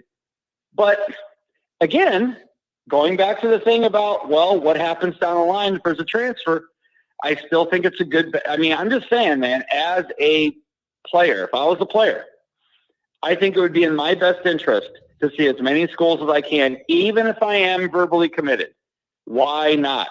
I know that something bad can happen, but again, if you're confident in the product you're selling, you're going to make sure that those times that happens is as low a percentage as possible. Yeah. Yeah. Because you're building something strong. Now, I think I get the pushback. But is there one really advantage? Is there one advantage in this? Is that Notre Dame is so different than the way a lot of these football factories operate day to day. A lot of the guys that are in the Notre Dame class are going to stay, and they do understand the Notre Dame-iness and how different it is, and they're choosing hard, choosing to be different and all that. The problem is those top-end guys that, like, you need to get over the hump. Those are the guys that have all things available to them, and how do you get them? How do you get them to want to choose you? And it's going to be harder, and the weather's going to be crappier, and you might have to go to school, God forbid. And, like, how do you get the top end guys, enough of them to want that path? Well, I mean, Freeman's doing it. I mean, he's listen, our recruiting has taken a major uptick, even if it isn't quite as obvious. Here's the thing. College football has changed so drastically. At the same time, our recruiting strategy has changed drastically that it would almost look to some observers, and just to be fair, John, if you just saw the rankings of the classes, you'd be like, well, it's not that much better than Kelly's. I mean, there's a couple of Kelly classes that got into the top 10, and I think there was one that got into the top 5. And so what's the big, okay, yeah, there's more of them ranked around 10 or 9 or 8, or 7. But, it's not that much higher than Kelly. Well, that was at a time when recruiting was so drastically different even just a few years ago. So where would Kelly's classes be now, John, if he was at Notre Dame still recruiting? We'd be in, I guarantee, I'm being fair about this. I don't want to throw out a number that's just to berate Kelly. I'm going to be fair. We would probably be ending up somewhere between 15th and 22. I honestly believe that would probably be somewhere where we'd be ending up every year. It is harder than ever to recruit well to Notre Dame now with all these changes and everything going on. You got to really genuinely love it and be willing to do the extras Kelly wasn't doing any of that stuff even before anything with NIL really got kicked up and all the transfer people moving around. That's the you would point. have no chance. You would, the way he was doing it, you would have no chance. You would have no chance. No. It's so much more work to recruit to Notre Dame now than it was when Kelly was at Notre Dame. You would have no chance with the way he was operating. You would have no chance. Well, and on that same note, if Freeman was around during the Kelly era, okay, we'd probably be finishing in the top 5 every year. I'm not saying number 1. We wouldn't probably be 1, 2, or 3, but there'd be a lot of classes where we were between 3 and 7. I'll bet anything. You know, that everything has changed, and now this transfer portal, man, that's just that is basically, oh man, a quarter of your recruiting. I would say 25% of your recruiting is now recruiting transfers. You know, I mean, obviously some years more than others. I get that. I'm just saying, and keeping the guys you already have as well. So it's an entirely new game. And now with this, you know, the possibilities of revenue sharing and how that's all going to be, you know, configured into this new world of college football hierarchy, you know, how, you know, what's going to happen with the NCAA? Are they just going to rebrand it? Is it still going to be called the NCAA? And they just got different people running it. I don't know, but it's happening. It's happening in real time. I don't know if you saw Greg Sankey's press conference recently. I'm sure you did. But that was very interesting, you know. So it's changing in real time, but my God, man, am I not happy that we have the guy that we have running the ship? I mean, we are so lucky. I mean, again, we'll see how this all plays out on the field. Even though I think it's going to play out very well for Notre Dame in the next few years, it still hasn't, you know, we still haven't seen it, you know, tangibly yet. We've seen improvement, but I just think that there's no better person we could be at spearheading all this at this point in time. People really mean that. I mean, people underestimate all the running around and the new things you got to do in the hours it takes on top of what we all knew before. Too, by the way, John. Yeah, you got to have that energy. You got to be turned on. You got to be turned on by that mission to get up every day and grind to the level it takes. You have no chance at Notre Dame if you are not a maniacal recruiter to even get whatever we end up getting, how hard we have to work to get it there. You have to be insane about loving recruiting to do it at Notre Dame and jump through all the extra hoops and everything you got to do. If your head guy doesn't love recruiting, Notre Dame has no chance in the modern era at all. Forget it. So I know we had 10 men on the field against Ohio State, and we all hate that. Understand though, you got a guy that's even keeping you relevant here by the grinding he's doing. You need that. Not only that, John, but this is for the first time in a long time, I'm not really worried about recruiting. I don't think about it the same way anymore because I know we got a guy who's doing as good as he can. Not just from a work ethic, from a PR standpoint, from a personality standpoint. I'm very, very comfortable right now. We're going to lose a few guys here and there. There's going to be some decommitments. There's going to be some that probably still happen at the end of the recruiting cycle. But the difference is we've built up, like with our quarterback room as a prime example, and our cornerback room as a prime example.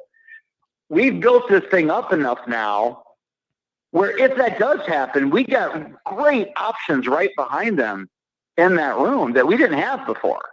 So it's no longer a situation where, well, if we don't get this guy, we're screwed. But we must get Manti Te'o or else.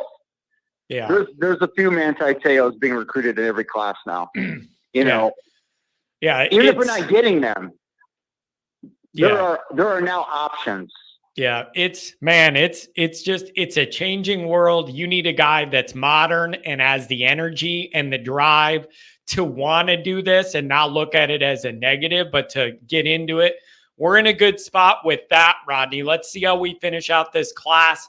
I'm looking for good news in June. Couple wide receivers. I want Boateng and Faremo, those linebackers. I want a couple receivers. I want Jadon Blair. Let's finish out this class with a bang. Anything on the way out, Rodney? Thanks for touching base on a Monday. Yeah, I just want people to also understand it's not just recruiting. The operation within the program is getting significantly better as well. I mean, just look and see what he's done with the coaching staff. So this isn't just always recruiting really well. No, Freeman's trying to make himself a better coach in every aspect. Again, we're going to see how this plays out, but I can't believe at the end of the day, dude, it's not going to be successful. Is it going to come out? Is it going to accumulate to a national title? I got a funny feeling it is, but we don't know that for sure. But Freeman's, what I said before, and I'll say again, I'll let you go. He's making us into a top 5 program. We're not a top 5 program yet, but we're really close. We're really close. That's we're like interesting. 7, 8. You know what I'm saying? The way you're framing that hit me as being very specific, that we're not that yet, but he's shaping us into that. That's a very nuanced take by you. I like that on a Monday. That's sharp thinking, Rod. Love it. Hey, always good talking to you, John. Beautiful, my friend. Thanks for starting us off. Have a good week. Man, that's a good call. Oh boy. James with the $5 hour. James, it's good to see you. I don't think I've seen you in a while, man. I'm glad to have you here. Notre Dame has many old facilities.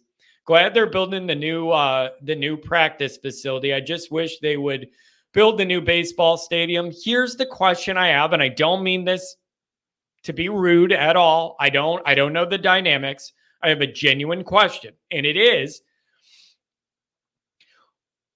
what does it take to get a new stadium or facility built for a non-revenue generating sport in Notre Dame?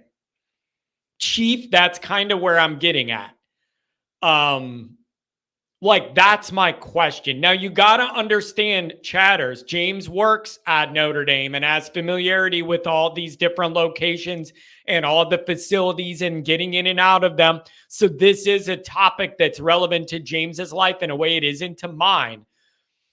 That's my question, James, is what does it take? Does it take like the dugout to fall apart and a brick to fall on our guy's head? And then, what does it take to dump money into building a new facility for something that's a non-revenue generating sport? Does it have to be to the point where it's not safe anymore? Or what? That's the issue I have. Football makes money, so what is the willingness to spend on those non-revenue generating sports? So I don't know. So I don't know, but I do want them to have nice stuff. Did donors give money and want to build a new baseball stadium? Again, that's another part of it. My understanding is when you see Notre Dame get things done building wise, here's how it's explained to me by the rich people. It isn't, hey, we need a new football practice facility or whatever. Let's just go in the general fund of all the old rich people that are dying and leaving $100 million checks in their will to Notre Dame's athletic fund, do whatever. And then you look at that pile of money, it's $1 billion or whatever, and you take 200 out to go do 200 mil out to go do whatever. The way I understand it is to get something big done, like Crossroads, like this new Goog Part 2 they're doing or whatever. It requires a family to specifically earmark a donation for that amount of money and say, I want it to go to this. That's the way it's been told to me. Not like we want to do this. Let's dip into this huge pool of resources and pull out $100 million for what we need. My understanding is it's way more specific. You almost need a rich old dude to croak and be like on his deathbed, I want a new stadium in Notre Dame. Like a lot of good it's going to do you. That's the other thing. A lot of good it's going to do you. A lot of this stuff comes out when somebody's on their deathbed or post haste. A lot of good it does you then. I want to see this beautiful new Notre Dame stadium and my donation's going to make it happen. He gone. You could see it from heaven. Oh, boy. I'm telling you what, pass the basket at the home games. Dude, with that basket, the donation basket at like Catholic Mass, bro. Dude, some people been scamming that. Either the old guys that are in charge of it take a little service fee. There's people sitting in those churches that they're putting 5 in and they're taking 10 out. Like, it's happening and it bothers me. That happens sometimes and it bothers me. I don't like it. I always wonder that. Oh, yeah, 5 in and 10 out. Like, oh, I don't like it.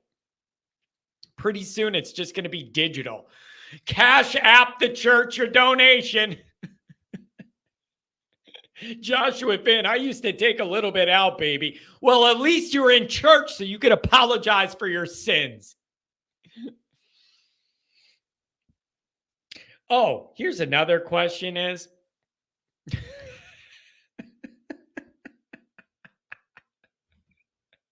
It's so funny, Pat. It's not the guys in the count room in a casino, John. Tony Spilotro doesn't control it. Everybody gets a piece of the skim. Everybody's happy, and we just keep it moving, and nobody knows. Nobody asks any questions, right? Oh, boy. 618, let's make it great, even though I made you wait. What's going on, man? Hey, how you doing, John? I'm sorry I made you wait. This has been kind of just a random Monday where we're shooting in every direction. What's on your mind, man? I mean, you're okay, John. Man, I've been looking over the weekend about this thing about what's his name? Ivan Taylor visiting Alabama. Yep. And I'm like, man, oh man, here we go again. What do you think, man? What do you think? Is it? What are the realities of this, man? And how should Notre Dame handle it? I really do want to know. I mean, I'm hearing the inside Notre Dame, like the inside Notre Dame guys, media is all over this, but it's not too much going on like on the outside media. They're saying hey, yeah, it's definitely a flip. I don't think he flipped, hopefully he don't flip, but I don't think so. I don't think he flipped. I would Notre Dame and see where the chips fall. Here's the other thing. Wait, let me ask you this, man. He's got Notre Dame genes because of his dad. And I got to ask, in some ways I see that helping, and in some ways I could see it hurting. I could see him knowing everything about Notre Dame, wanting to follow in the lineage of dad and honor that legacy at Notre Dame. And then I could also see a kid being like, you know what? I don't want to live in dad's shadow at Notre Dame. I'm going to create my own thing and go somewhere else. I've always felt that could cut either way when you're dealing with the Notre Dame legacy kid. I don't know. Yeah, I'm hoping Taylor stick around, man. He's definitely somebody we need, but I know with us going after Jadon Blair and a couple more DBs, man, maybe that could have ticked him off. Hey, man, we got enough. Let's stick with this. And then oh, well. Man, I just think he's visiting. I just think he's visiting because he's a highly thought of player. And if you're not going to go visit the team that's been doing it better than anybody else the last 15 years, I have a hard time blaming him for doing it, but I don't want him to do it. I don't blame him for it, but I don't like it at the same damn time. I'm gonna say something. I'm gonna say something that's gonna tick all the Notre Dame fans off. Ooh. Look, man, stop saying that. Okay, he committed to Notre Dame. He shouldn't go visit. No, he's an 18-year-old kid. He probably want to get the most out of everything to say, hey, Notre Dame, this might be that visit over the weekend in Alabama might be the reason why he say, I'm sticking with Notre Dame. Yeah. It could also be I'm flipping to Alabama, but without Saban there, man, I'm pretty sure that it's not a lot of kids that be like, hey, I want to go to Alabama now. Saban was probably the best recruiter of all time. You guys are all up in the air. If a kid's going to pick Notre Dame on signing day, he's going to pick Notre Dame on signing day. Whether he's committed to Alabama, Georgia, Notre Dame, or anywhere else, he wake up that morning and say, "Hey, I'm signing with Notre Dame." Man, you guys can't get upset over a kid, an 18-year-old kid, and always hollering that his NIL is the reason why he went to go visit Alabama. We don't know why he went to go visit Alabama. Maybe you say, man, I committed a little bit too early. It was my junior year, my junior season, going into my senior season. I just need to get I need to be on all levels. I want to know, is Notre Dame truly the school for me? You don't know if Notre Dame truly the school for you if you stay committed to Notre Dame and take 0 visits to anywhere else. You just follow the trend. You got to pretty much know this is the school for you. By going to visit other schools, that lets you know, yeah, Notre Dame that's where I want to be. Yeah. Or that's not where I want to be. Yeah, here's the thing that I do think helps. You got a lot of these schools that operate very similarly in like terms of what they offer, how the recruiting goes, the shiny new toys, all the things they can offer now. A lot of those start to kind of blend into me. They all kind of offer the same pitch, and it's shiny, bright things and everything you like and all that. Notre Dame is always going to stand out. When you visit Notre Dame, that experience is always going to feel and look very, very differently than you going to any other football factory. That's your recruiting pitch. Just the very nature of it, that it's so different and it feels different. Guys, I think, are going to know, man, that's calling to me deep inside my soul and it feels right and I'm drawn to that. Or I think they're like, this place isn't for me. It's kind of lame. It's kind of stuffy. I want bigger, brighter things. Like, I feel like Notre Dame's uniqueness should be a feature that helps guys know fairly early on whether that vibe's for them or not. Because it feels different when you pull into South Bend and it ain't LA at Lincoln Riley's poolside mansion with a DJ and a bunch of waitresses. Give me a break. It's just a matter of, do you love it or not? Does it hit you or not? Does it draw you in or repel you away? Notre Dame's so different. Nobody's ever in the middle on it, man. It either calls you in or kind of turns you off. And that's exactly what I'm saying. Is like, man, you guys are so wary that, oh my God, he's going to Alabama, visit Alabama. You got to think, when Keon Kelly visited Alabama and flipped to Alabama, Saban was there. Yeah. Saban is no longer there. I don't know if Saban is on campus to help them with the recruiting, but he's no longer there. He's no longer their head coach. Nobody knows about this guy from Washington yet. Yeah. We don't know if he can win at Alabama. Man, the worst thing he could do, the one job that I feel like in America that I wouldn't want to walk behind a legend is at Alabama. Yeah, it's tough. And he walked in behind a legend. It's tough. And you see what he did. A lot of kids that came in the 24 class wound up leaving the program. The top overall player in the 23 class, the safety, wound up going to Ohio State. It's not peaches and cream down in Tuscaloosa anymore. Yeah, it's some changing times. Okay, can I, as we start to wrap this up, I want to ask you about a few other things. I have heard June should be a pretty darn good month for Notre Dame recruiting. I'm hoping it is. Hearing good things about Owusu Boateng, about Faremo, couple of these receivers, maybe Jadon Blair. I need a few of these guys that are all solid 4-star or above people. I need some of them to commit, and it definitely needs to be a couple of those receivers. June is a time where this stuff kind of usually pops in a cyclical manner for Notre Dame. Do you think we're going to get a June boom here? Because I would feel a lot better if you could wrap up a couple of those linebackers, a couple of those receivers. Man, that would be a big boost to this class. What do you think? I think we get two of the linebackers. Yeah. Out of it. I think we get the kid from IMG and we get the kid from California. I think we get both of those. Yeah. Somehow we're gonna pull it off. Man. The receivers, I've been watching the film on Meadows, man. I like him a lot, but his production on the field is not I don't know if he gets to Notre Dame and the production goes up, but I doubt it. When you in the offense like that, you used to run in the offense like that. But the Robinson kid, I'll take him in a heartbeat. Yeah.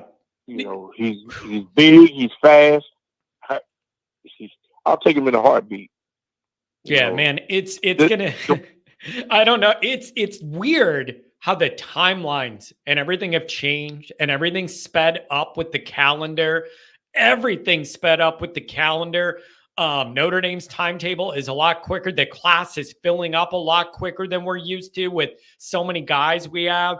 I appreciate that Notre Dame's trying to they're adapting a little bit, and they're trying to build themselves in some flexibility so that they have more time on the back end to be able to figure things out. If things don't work out, they're getting aggressive early. A lot of these guys know they're Notre Dame guys. They commit early and stick. I see them trying to work this and blending it in the modern times and everything. They're trying. You got an opportunity here in June. Man, you could nail the top end of that class. Add 3 or 4 4-star guys into what we got now. Now you're cooking. That's a real ass class. That's a real ass class. Not just one of these. You'll know what I mean by this.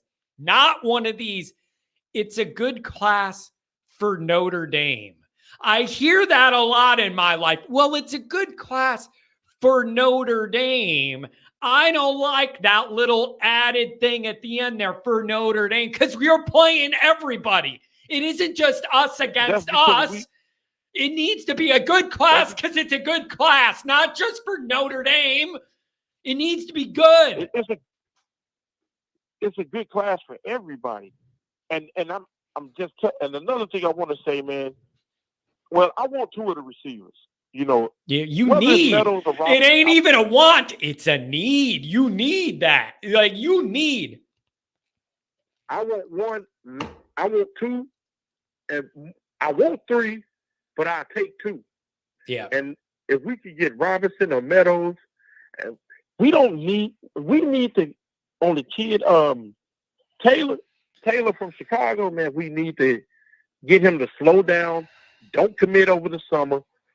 Come to a game or 2 at Notre Dame and hold him out as long as we can to get him to come on into the class. You know, I think we got an opportunity.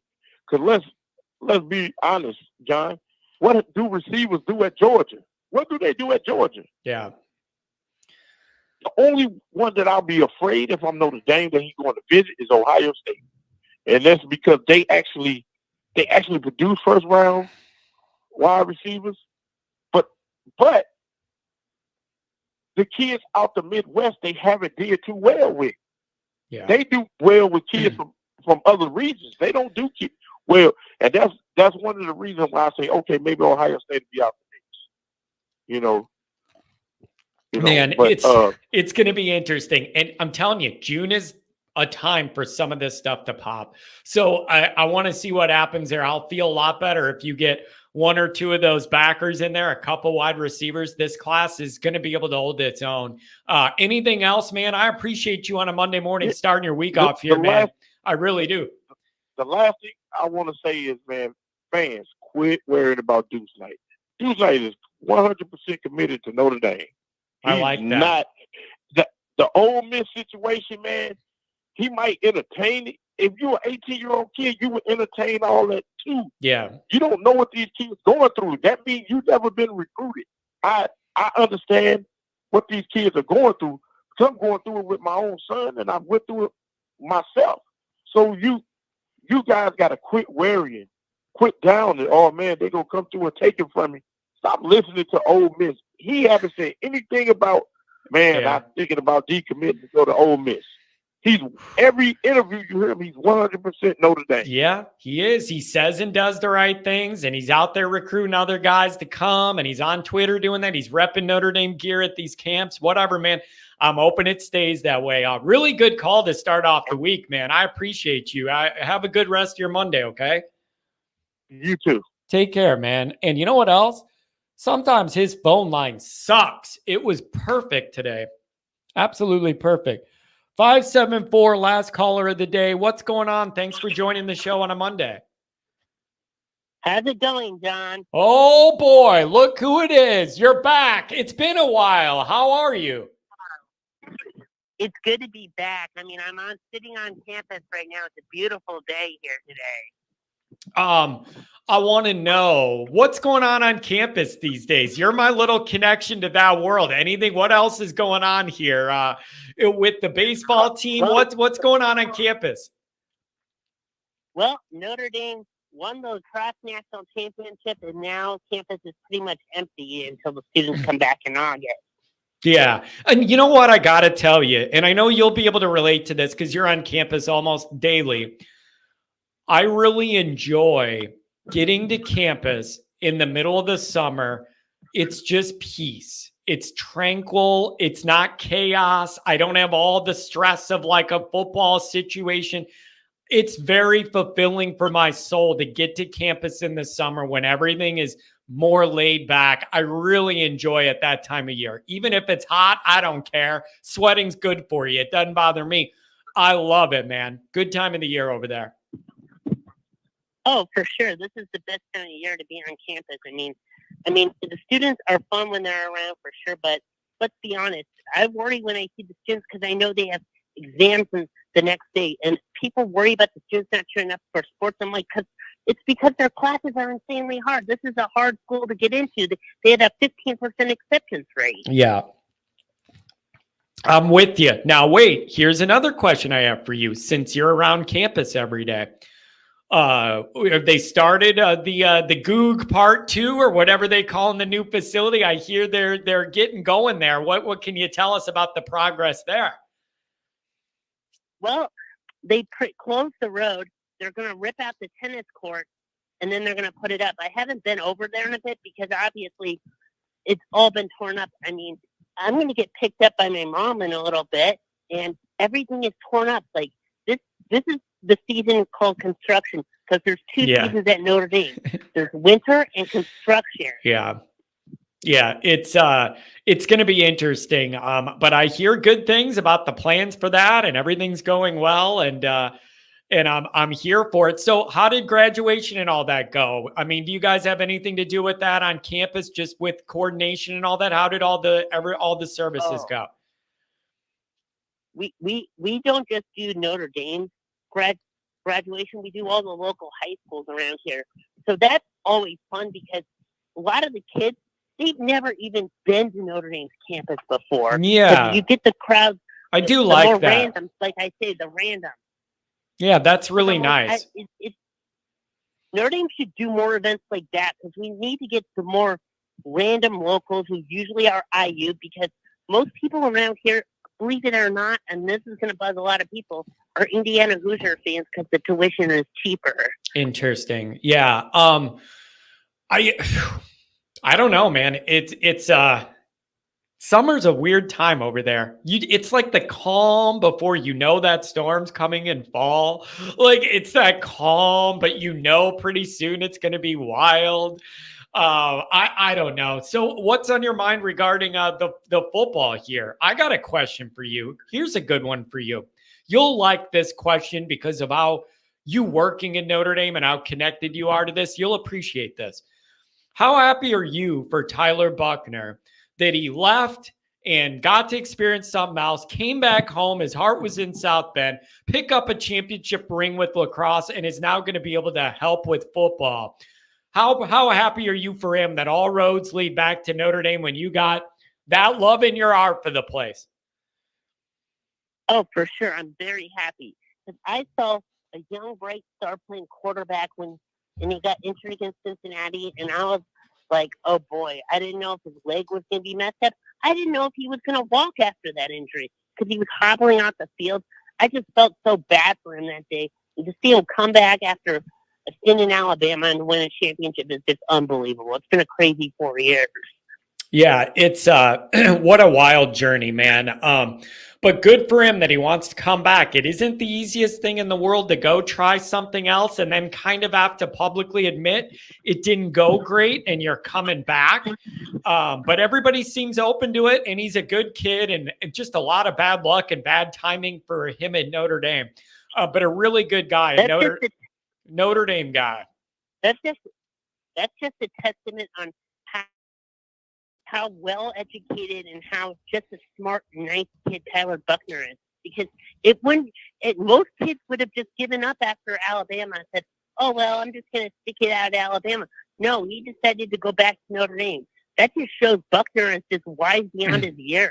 Yeah, it takes a lot of maturity to do that. And so good for him. I don't know how it's going to work out. I don't know if they're going to find a practical use for him on the big boy football team, a gimmicky thing. It's a little tricky if you run him in there to do gimmicky stuff. How many times can you do that? Once before everybody knows if he's in, it's a gimmick play. So I don't know what they're going to do, but it's going to be interesting.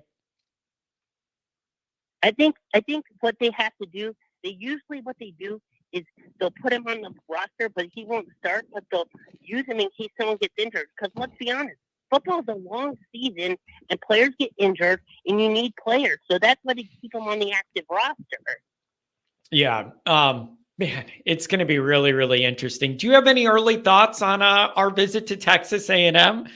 I think we should do that to end this wonderful Monday show here. I want to get your early thoughts on how big of a moment, and is Notre Dame going to be prepared for it to head down there?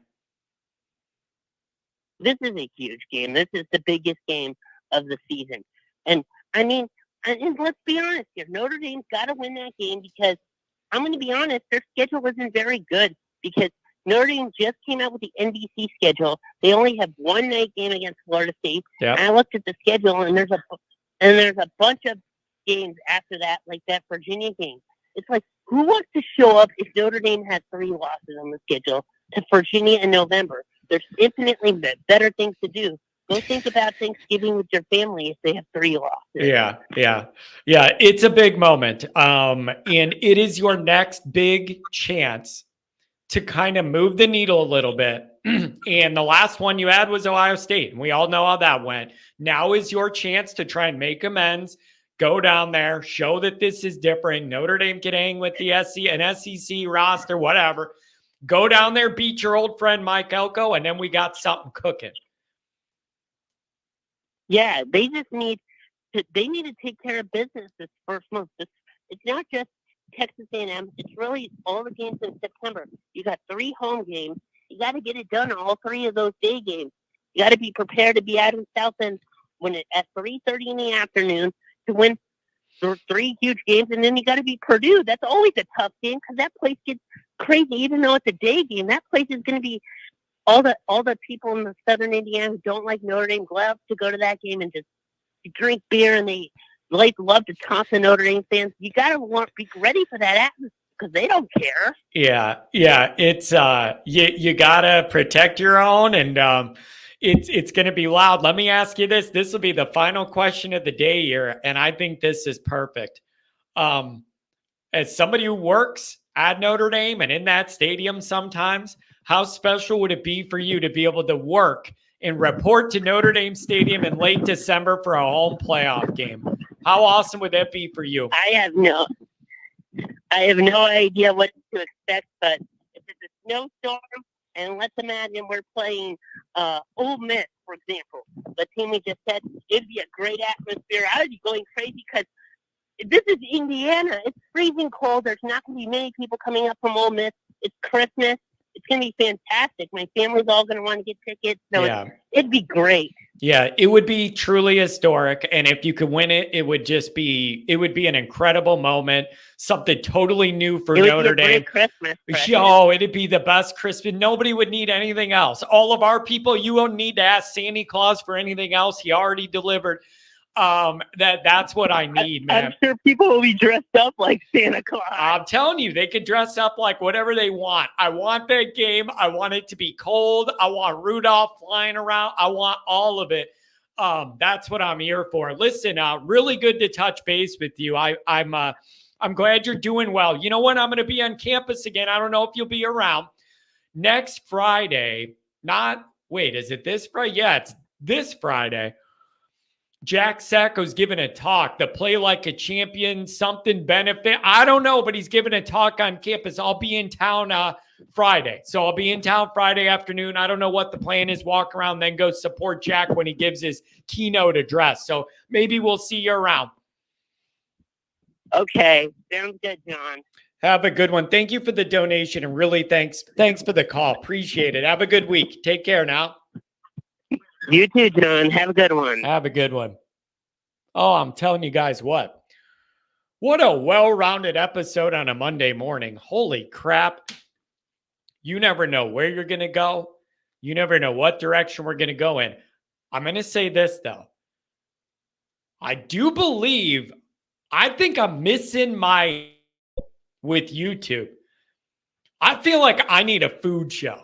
Don't you guys agree? How can we set this up what's the format of people like throwing out foods and then I just rip on why I would never eat them and that entertains people to see how picky I am? There's got to be a lane. Somebody use your brain. How do we wrap this into something we can benefit off of? And it's just me yelling about food and all the different reasons I don't like anything. We need to figure out a concept because this has legs. And it's only because I'm so weird and like, you know what I'm saying? How I just start yelling about all this stuff. It's just turned stupid and it's just fun. It's just fun. And it gives us a little break from the Notre Dame stuff. So let's think about this. Thanks for the chats. Thanks for the calls. Thanks for all of this stuff. There is none of this without you guys. I love doing this show, even the trolls. I love all of it. I love the back and forth. I appreciate it. We had a big crowd for a Monday in the off season. We were up over 150. That's a pretty good number for us in the off season. I'll take 150 on a Monday morning. I don't know what it is that made people jump in. But thanks to all you guys. None of this happens without your engagement. So thanks for everything, chats, donations, views. Give the video a thumbs up. And then I'll have some for you tomorrow. I'll talk to you later. Have a good Monday.